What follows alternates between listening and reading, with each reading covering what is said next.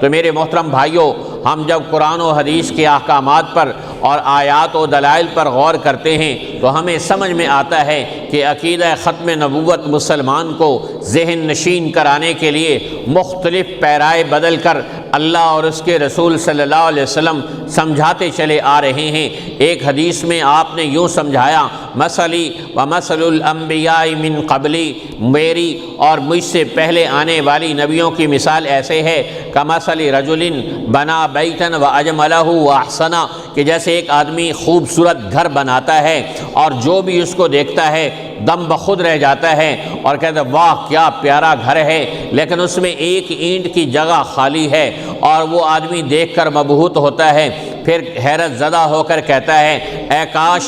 یہ اینٹ بھی لگا دی جاتی تو اس محل کو 4 چاند لگ جاتے۔ آپ نے فرمایا سنو، یہ انبیاء کا محل ہے اور میں اس محل کی یہ آخری اینٹ ہوں۔